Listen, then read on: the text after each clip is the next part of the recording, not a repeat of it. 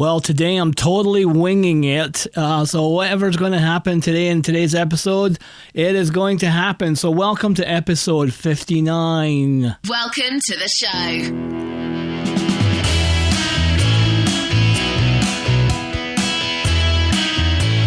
Well, welcome to the show. My name's Will Sinclair. And you're listening to The Real Truth About You. This is a show where we help you to become the best person possible, the most amazing version of you. And hopefully, I can help you get there.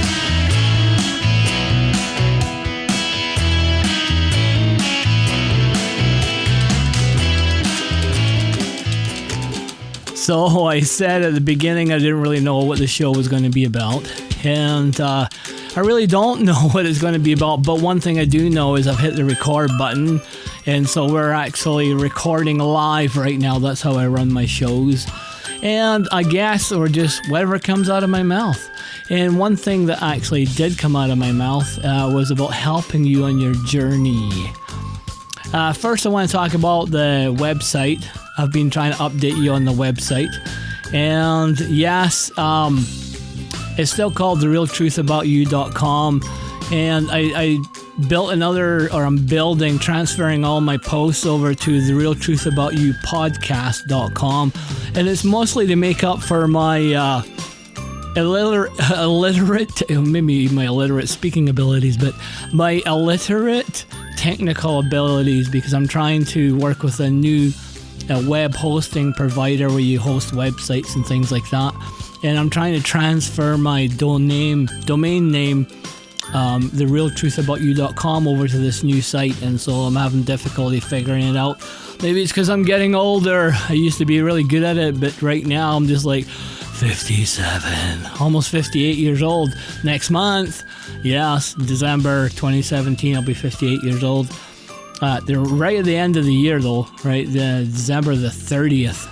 What was my mother thinking of? The end of the year, right beside Christmas.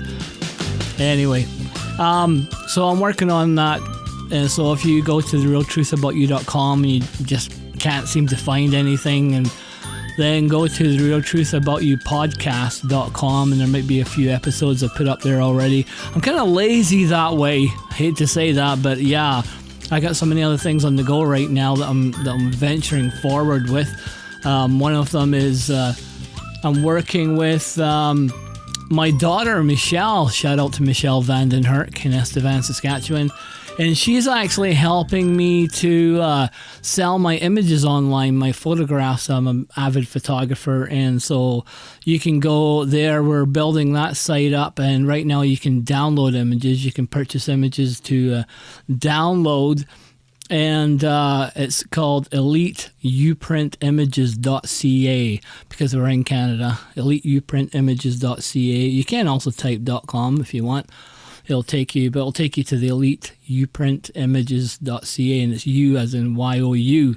I thought I would have to spell and tell people it's a U, just a U, but no, it's Y-O-U. eliteuprintimages.com or .ca. And yeah, so we're working on that. We're also working on building an online retail store in Amazon. Yeah, you can sell stuff in Amazon all across the world. And we took some courses on how to find high quality suppliers from places like China and get really high quality products. And you'll probably be amazed at how many things are on Amazon that are from they're sourced out of China. And they're high quality products. Most of them are high quality products, because I was just amazed at what can come out of China. So anyway, so we're working on that. It's a retail online business, and all that is to help us to develop what we're looking for is called residual income. And residual income is an income that you build it up, and then you build up your platform, you build up the what you can sell, whether it's books or digital books or products or whatever it is. But anyway, then you can kind of walk away a little bit and you just maintain it a little bit every day. You don't have to spend all day working, so you don't have to go to a job 8 hours a day kind of thing. And that way it kind of lets you it's kind of, it would be like an author of a book. You know, you put all the effort into writing the book, and then you promote the book, and after a while the book starts to sell, then you don't have to be out there all the time trying to sell it. And so it's the same thing with what we're trying to do, is build up some residual incomes, and we're both into that so that we can do other things. And one of the things I would be doing would be this, podcasting, and also working in like healing ministries and whatever. So you can kind of go wherever you want in the world. They call it a laptop lifestyle. So we're working on that. We've thought about it for a long time, and now there we are. We're starting that process. I also am getting into a bit more speaking and stuff. You can go to, I've got a website going called williamsinclair.org, O-R-G, and or williamsinclair.ca. Also, they both lead to the same spot. And I'm slowly building up that website, and it'll kind of expose some other things that I'm doing, which is speaking, and also I am getting into, I think I talked about this before, getting into voiceovers, where people need people to do a voice for even an automated answering service. Hi, you've reached XYZ Corporation, press 1, and all those kind of things, or for commercials and stuff like that. But anyway, it's really interesting. So I got a lot of things going on. Source, God, universe, whatever you want to call, is really bringing things our way. And that's something that I've found, the more that you heal, the more you're open to alignment, what I call divine alignment, oneness with God, with the universe, with creation around you, whatever language you want to call it.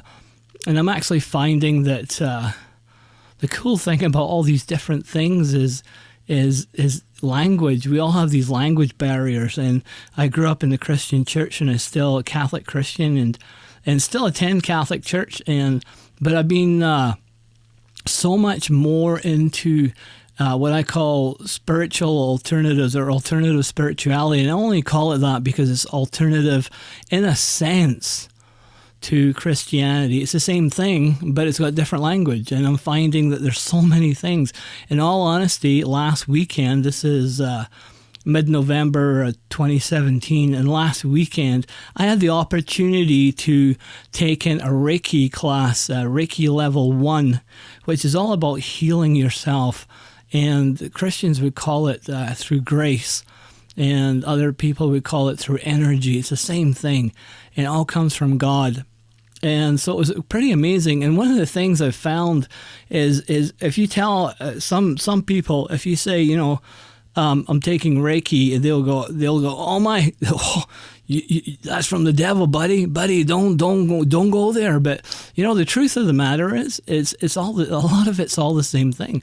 It all leads to God, all leads to divine, it all leads to what Christians call grace, what other people call energy. And I remember being in the Catholic Church, being part of what's called the Charismatic Renewal. And in the Charismatic Renewal, we would follow a lot of the things that Jesus did, and laying on of hands, right? Laying hands on people. And why would Jesus say, lay your hands on people? And he would lay his hands on somebody, and somebody would heal, or somebody would just even touch him and he would heal. And that's the amazing thing. So in this Reiki, it started with, I think it was I just did the course, so Dr. Mako Asui, I think that's what it is, back in the 18th century or the 1800s, and he was a professor, and somebody asked him, how did Jesus actually do it? Like, how did Jesus actually heal? And I don't think he was a Christian, but they were asking, how did Jesus actually heal? Like, what happened in the process of Jesus Christ laying hands on people? And so there's this thing, even in the Bible, that talks about laying hands on people and healing the sick, and lay hands and lay hands. And there's something about hands, and I don't know if there's something spectacular or something specific about hands alone, but I mean, it's all to do with intention. It doesn't matter what it is. You can heal somebody with your presence. But it's all, heal as in, like, it's all God. It's all universe. It's all energy. It's all divine. It's all grace, right? So it's not us.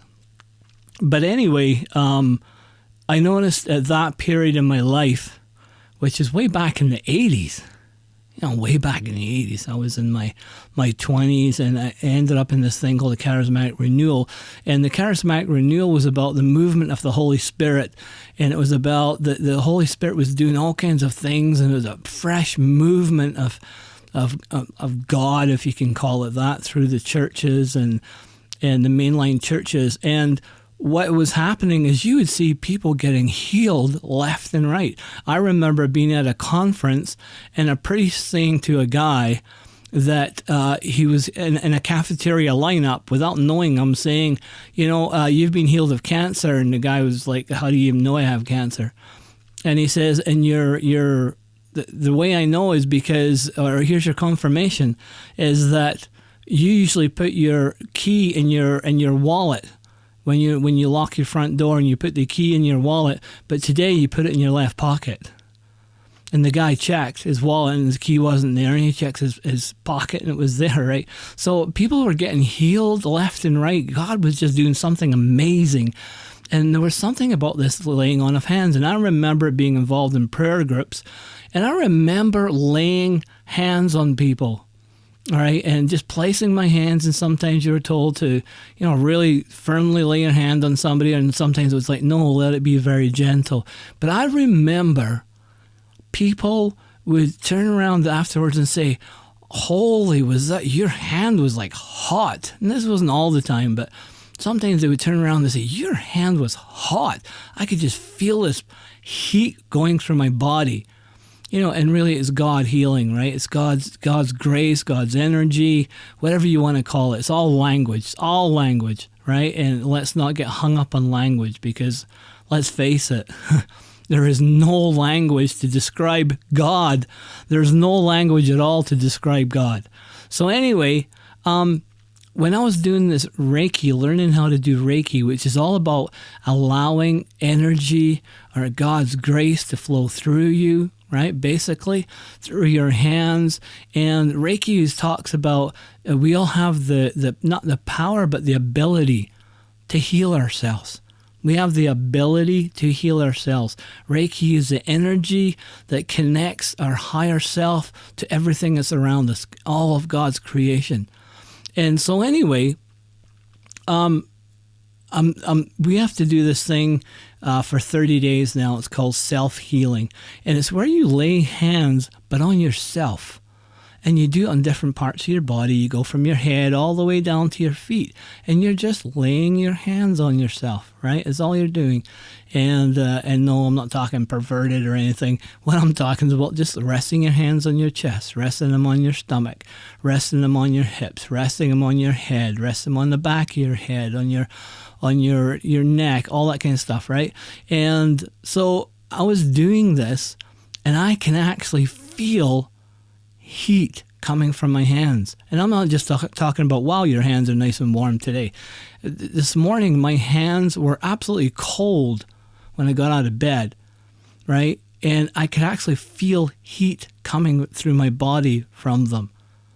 And it's the same thing that I felt back in that charismatic renewal, or even after that, where I would pray with people, and I would feel that come through my hands, or I would feel something, or they would feel something. And so it really makes me think about how often do we misjudge other things, right? Some people call it New Age, right? And I'm not saying you have to believe in everything, and I'm not saying you have to jump out to things, or you should be just Christian and that's all it is, and even that, I think we misjudge or don't quite understand all the things that Jesus actually came to tell us about, like how to live in the kingdom right now. Yes, there's a future kingdom too, but and it's fuller glory, but right here and now. It's like Jesus said, you will do even greater than I did. Why did he say that? I think we miss the point a lot on what Jesus came to teach us, to show us his instructions. And we tend to, yes, we rely on Jesus, and yes, we pray to Jesus or pray to God. But as a Christian, it's almost like I lost the ability to live in the kingdom, because I think we're born with it. And I'm saying lost because I think we're born with it. And I think that's what Jesus came to show us, to remind us. There is the kingdom here on earth. Your kingdom come as it is in heaven, right? On earth. Your kingdom come on earth. We pray it every day in the Lord's Prayer, the Our Father, right? And so I'm saying to you, be a little bit, if you're not open, if you look at things like Reiki and people who talk about New Age things, if you're a Christian, open your mind up a little bit more. Like, open your mind. And, I always, somebody told me, you can always tell something that's not God, right? Because it can act like it's God, and I'm talking about the opposite of God, so I don't know if you believe in devil or whatever, but what is not of God, right, cannot lead you to God, cannot lead you to Jesus, cannot lead you to an appreciation of divine, right? What is not of God cannot lead you to God, even though it looks like godly things, right? So I'm talking about healings and all that kind of stuff, right? But if you look at my life, I have come closer and closer into my awareness of God and God's presence. I have come closer and closer to the truth of Jesus Christ and what he is teaching me. And I remember, and I've said this before, laying in a hospital bed 2 years ago in 2015, July. And I just had life-saving cancer surgery. It was 6-hour, 7-hour surgery, whatever it was. And I came out of that, and a few days later I said, okay, God, so I'm not dead, right? And I very well could have been. Okay, God, I'm not dead, so now what? And very strongly the answer came back to me. It's almost like I could hear an inner voice saying, get to know me. And I remember saying to God, and you may have heard this story, I remember saying to God, but I already know you because I was studying for ordination as a deacon within the Catholic Church, which is ordained ministry. It's a 4-year program. And I was studying for that. I'd already been to Bible school, and I'd already been to a lay ministry formation program for 3 years. And so I'm totally saturated in the Bible, totally saturated in the church.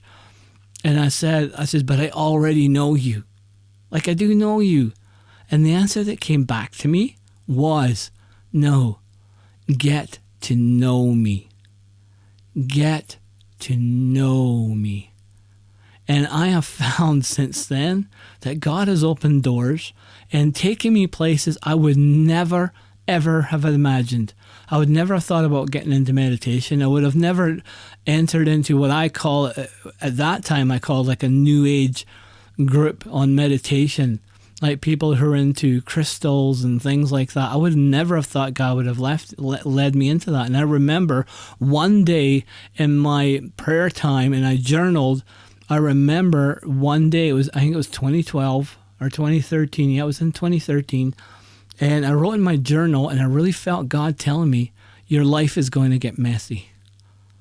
And for me, I don't know if you ever watched a show called The Big Bang Theory, and Sheldon Cooper, I think he has autistic tendencies, but for him, like, doesn't like change, right? And like, he has a spot on the couch. I have my spot on the couch.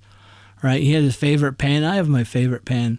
He didn't like change. And when I heard this, right, that my life is going to get messy, I honestly thought, well, then I should charge, because I had a special pen for writing in my journal. I should maybe change pens and try a different pen for my journal, or maybe I should like start writing differently, like slant to the left or slant to the right or whatever. And that's how I thought messy was. Well, no, that's not what it was. I ended up going to this meditation group, and I'm telling you, I think I went into this meditation group with a crucifix, a ring of garlic, and a vampire steak, because I did not know what to expect.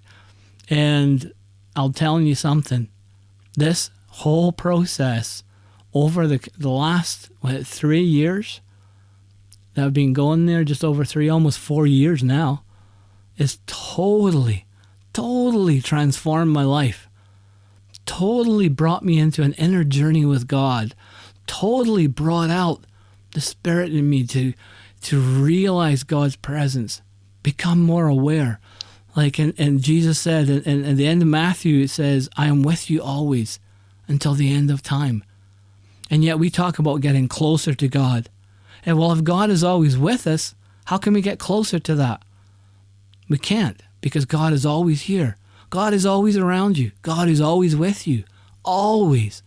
But what you can become is more aware of that presence.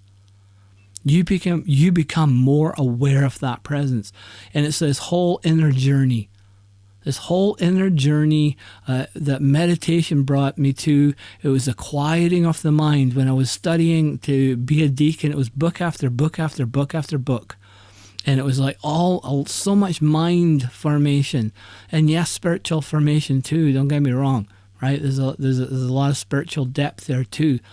But for me, I needed to quiet my mind and allow the Spirit to come through.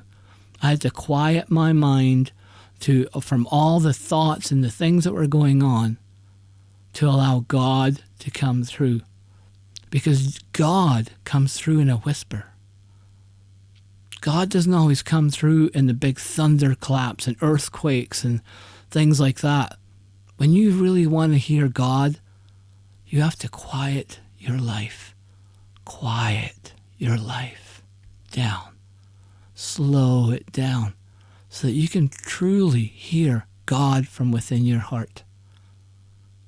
And that's what my life needed. That's what my cancer journey did for me. It wasn't like, oh, I found out I had cancer and that transformed my life because I realized that life is precious. And I've heard a lot of stories like that, and I'm not denouncing any of them. But what I am saying is that was not me. What cancer did for me was what Barb Wright, my spiritual director, said to me. God does not cause cancer, she said. But God will use the cancer to make you sit, to slow your life down. And boy, did my life slow down when I got cancer. There's a lot of stuff I could not do. I couldn't move. I had no energy. I couldn't get off the couch a lot of days. And this is what she said. God will use that to make you more aware of His presence in you. And it's that process of slowing everything down. It's that process of being able to shut down your mind long enough for God to be able to come through, for you to be able to sense. Right? When you look for something gentle, which is what God is inside of you, when you're looking for gentle, you have to become gentle. You have to become receptive and aware. You know? So anyway, yeah, I'm hoping that this journey that I've been on and this transformation that I've been on kind of helps you in your journey. I'm hoping that my life can become a reflection of God's message for you about transformation, about living a life that's full of peace. I've gone from being a very angry man who was abused a lot as a kid, abandoned a lot, to a man who's very peaceful, for the most part. I used to lose my top a lot. Not so anymore. If you want, ask my wife. She'll tell you. Anyway, I'm hoping that my journey will help you on your journey. I love to share. I love to talk about God. I love to talk about things. And I'm asking you to be a little bit more open, right? If you find yourself, you think about, and I'm not saying go and delve into things like occult things and all that kind of stuff. I'm telling you, if you're a Christian, right, allow God to open doors for you so that you can experience them even more in your heart. All right. So anyway, you've been listening to Will Sinclair. I've been using a new microphone today. My other ones, I'm using it for something else. But so anyway, to me it makes a difference. To you, probably doesn't make any difference at all. My wife says, I don't notice the difference. What do you mean, new mic? Yeah, okay, right. Well, anyway, go to our website, either therealtruthaboutyou.com or therealtruthaboutyou podcast.com. and you can check out more episodes there. Hopefully I'm updating and doing what I need to do with websites. But anyway, running out of things to say. Well, for not having anything to say, I sure filled in 25 minutes pretty good. So anyway, hopefully you're still with me, and thank you so much for being here. Thank you so much for listening in. And I just want to make sure that you know that you are loved, you are loved, you are loved, and you absolutely rock.